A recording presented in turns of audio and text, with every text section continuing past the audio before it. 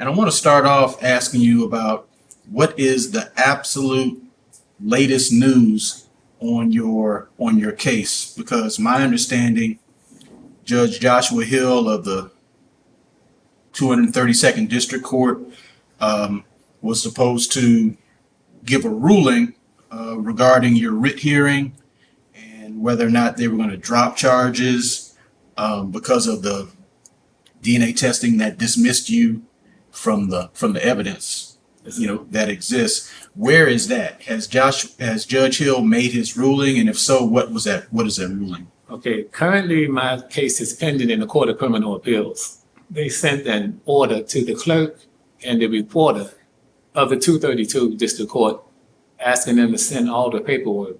Judge Josh Hill sat on my case for 2.5 years. Just did nothing. So I had to file what they call a mandamus to push it into gear. But after the fourth mandamus, the court finally responded and demanded that they send everything. So what Judge Josh Hill did, he decided to embrace almost word for word the state's opposition against me.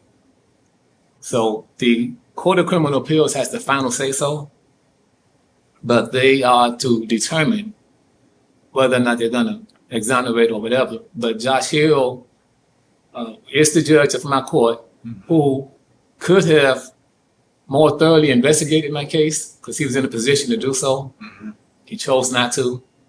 And so right now, I'm waiting on the Court of Criminal Appeals. Prayerfully, they would do something soon. But as of February 16th, 2022, they got everything they needed from the lower court to make that ruling. So that's what things are right now, just pending before them. Okay, and so just so I understand, so Judge Hill was supposed to make this ruling in December of 2019. Yeah. It didn't happen, and you had to file some legal proceedings to push the process forward. Is that correct? Absolutely. December 2nd, 2019 was the date he was given after he got a 120-day extension. Wow. It's after that. So after the 120-day extension, it went up to December 2nd, 2019. Okay.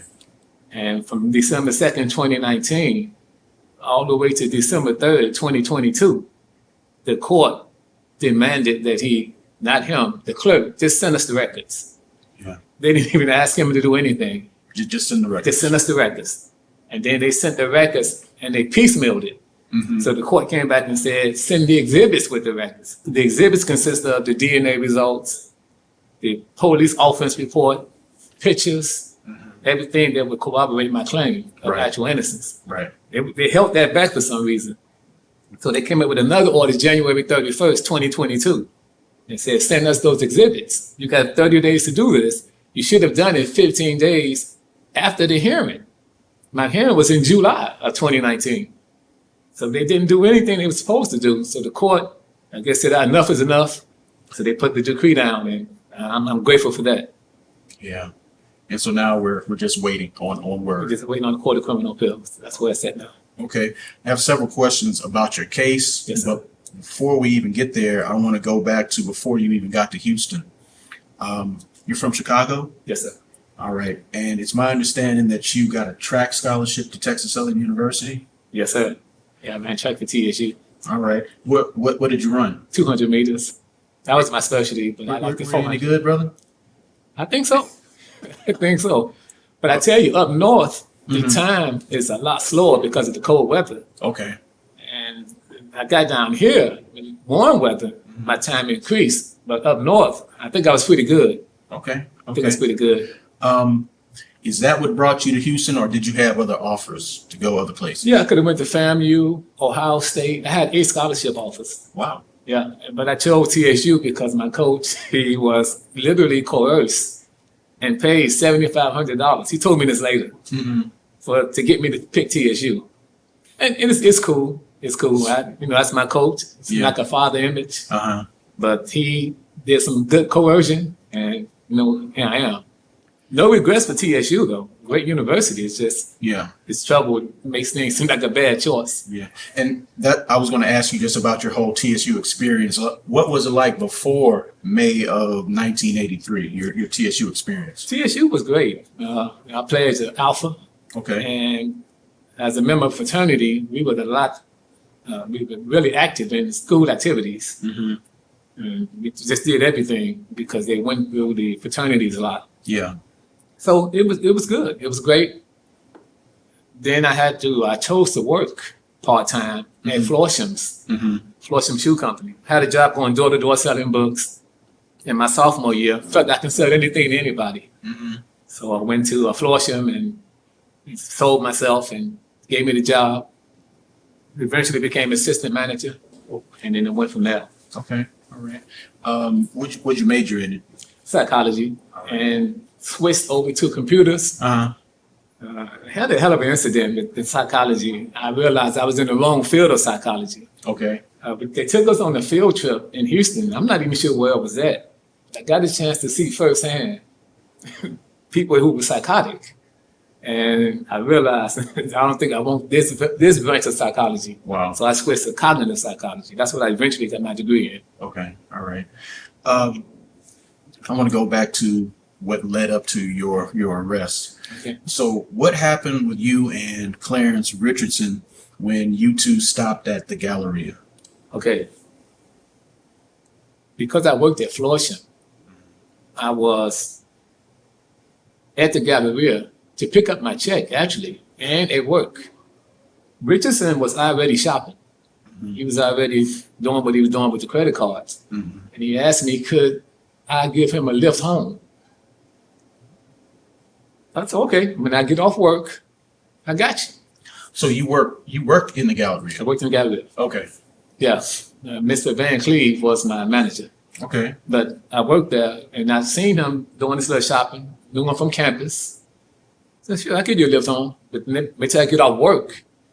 So he roaming around. Finally, Van Cleve said, well, you can leave early.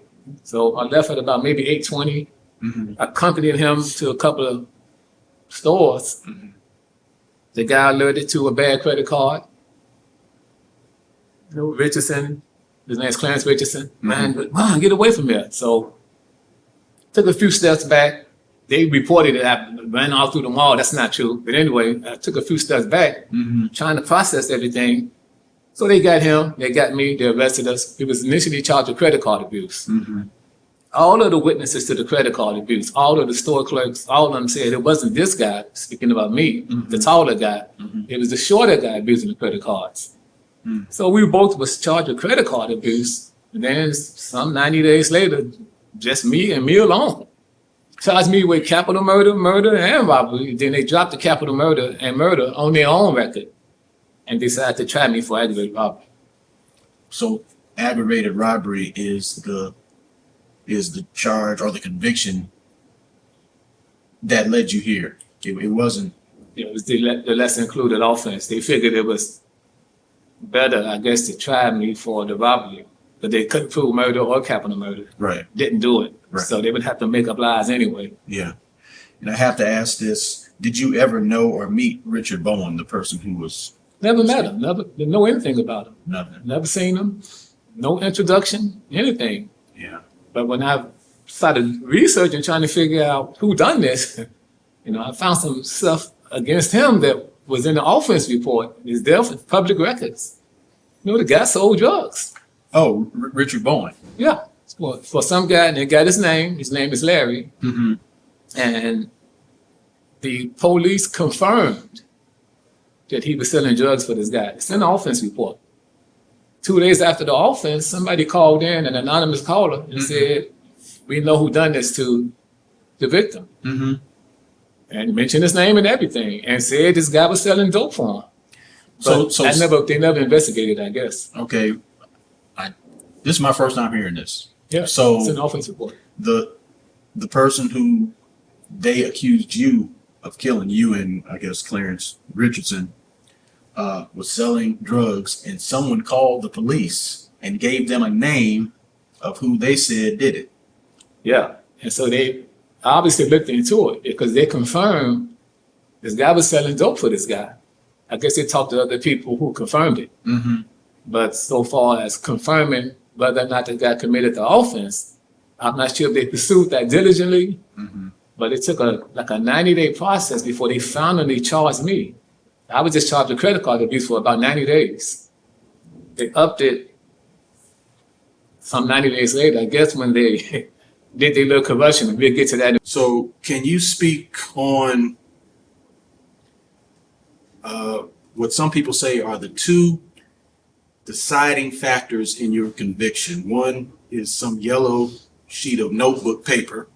And number two is a jailed informant's testimony that he later recanted. Can you speak to those? Absolutely. When I was arrested, I had my briefcase, 2 college books, a letter opener, and a yellow legal pad. It's all part in my briefcase. Mm-hmm. If I wouldn't have had that, I wouldn't be here, because they would have had nothing to put me at the scene of the crime. Mm-hmm. But I had that, unfortunately.